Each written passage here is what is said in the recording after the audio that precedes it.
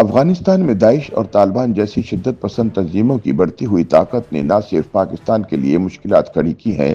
بلکہ امریکہ کے کان بھی کھڑے کر دیے ہیں، جس کے نتیجے میں دونوں ممالک ایک دوسرے کے ساتھ دوبارہ سے تعاون کرنے پر مجبور ہو گئے ہیں۔ 2021 میں کابل ایئرپورٹ پر خودکش حملے میں 13 امریکیوں کو مارنے والے داعش کے کمانڈر شریف اللہ جعفر کی پاکستان سے گرفتاری اور پھر حوالگی اسی سلسلے کی ایک کڑی ہے۔ چنانچہ یہ کہا جائے تو بے جا نہ ہوگا کہ افغانستان میں متحرک دہشت گرد تنظیموں کی بڑھتی ہوئی طاقت نے امریکہ اور پاکستان کو قریب لانا شروع کر دیا ہے۔ دفاعی تجزیہ کاروں کا کہنا ہے کہ جس طرح افغانستان میں شدت پسند تنظیمیں مضبوط ہوئی ہیں، وہ امریکہ اور پاکستان کے درمیان ایک طویل مدتی تعاون کی بنیاد فراہم کر سکتا ہے۔ پاکستان اور امریکہ کے درمیان تعلقات کو تاریخی تناظر میں دیکھا جائے تو افغانستان کا ایک مرکزی کردار رہا ہے۔ جنرل ضیاء کی آمریت کے دوران سوویت یونین کے خلاف افغانستان میں جہاد کے نام پر لڑی جانے والی جنگ ہو یا پھر جنرل مشرف کے دور اقتدار میں دہشت گردی کے خلاف جنگ میں القاعدہ اور طالبان کے خلاف فراہم کی جانے والی مدد، پاکستان اور امریکہ کے درمیان تعلقات پر افغانستان میں پیش آنے والے واقعات کا سایہ رہا۔ اسی تاریخ سے جڑی ایک اور دلچسپ حقیقت یہ بھی رہی کہ 80 کی دہائی کے امریکی صدر ریگن ہوں یا پھر 2000 کے جارج بش، دونوں کا ہی تعلق امریکہ کی ریپبلکن جماعت سے تھا، جن کے ادوار میں ماہرین کے مطابق پاکستانی فوج اور امریکی سیکورٹی کا تعلق قریبی تھا۔ دوسری جانب جنرل ضیاء اور جنرل مشرف دونوں ہی جمہوری حکومتوں کا تختہ الٹنے کے باعث تنقید کا نشانہ بنے رہے، تاہم انہیں امریکی حمایت اور امداد دستیاب رہی۔ اب ایسا محسوس ہو رہا ہے جیسے تاریخ ایک بار پھر خود کو دہرا رہی ہے۔ آج پھر امریکہ میں ریپبلکن جماعت کے صدر ٹرمپ اقتدار میں ہیں تو پاکستان میں ایک کمزور جمہوری نظام حکومت رائج ہے جسے ملٹری اسٹیبلشمنٹ کی حمایت حاصل ہے۔ جہاں پاکستانی حکومت کو کمزور معیشت کا سامنا ہے، وہیں فوجی اسٹیبلشمنٹ کو بھی سیاسی اور معاشی معاملات میں مداخلت پر شدید تنقید برداشت کرنا پڑ رہی ہے۔ ایسے میں ملک میں بڑھتی دہشت گردی کے واقعات، ہمسایہ ممالک سے بگڑتے تعلقات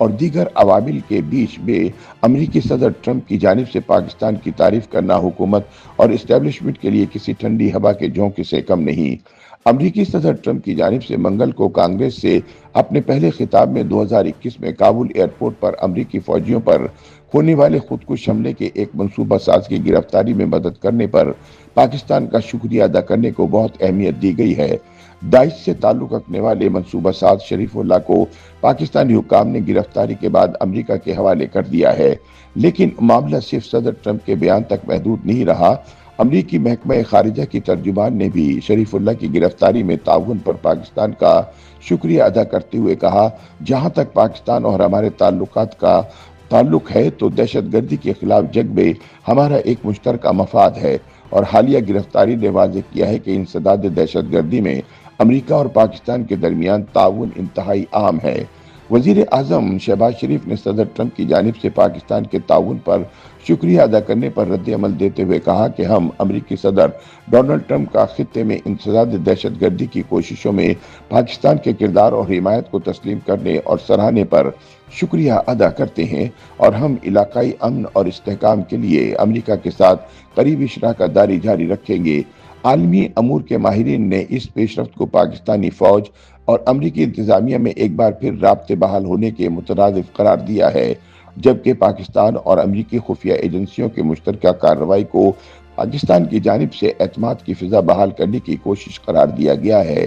گزشتہ چند برسوں سے دونوں ممالک کے درمیان تعلقات میں سرد مہری رہنے کے بعد اس پیش رفت کے بعد پاکستان اور امریکہ کے تعلقات کو لے کر بہت سے سوالات جنم لے رہے ہیں۔ ایک اہم سوال یہ ہے کہ کیا ایک ایسے وقت میں جب ٹرمپ افغانستان سے امریکی انخلا کو شرمناک قرار دیتے ہوئے امریکی اسلحہ واپس لانے اور خطے میں بڑھتی شدت پسندی کو روکنے کی بات کر رہے ہیں، تو کیا پاکستان اس موقع کا فائدہ اٹھا سکتا ہے؟ یاد رہے کہ پاکستان بار بار یہ الزام عائد کر رہا ہے کہ افغانستان میں طالبان عناصر پاکستانی سیکورٹی فورسز کے خلاف وہ اسلحہ استعمال کر رہے ہیں جو امریکہ افغانستان میں چھوڑ آیا ہے۔ ترجمان دفتر خارجہ پاکستان کا کہنا تھا کہ ہم امریکی صدر کے افغانستان سے عسکری ساز و سامان واپس لانے کے خیال کی حمایت کرتے ہیں۔ اگر امریکہ ان ہتھیاروں کی واپسی کے لیے کوئی کوشش کرتا ہے تو یہ مجموعی علاقائی سلامتی کے لیے مددگار ثابت ہوگا۔ याद रहे कि हालिया चंद बरसों के दौरान पाकिस्तान में भी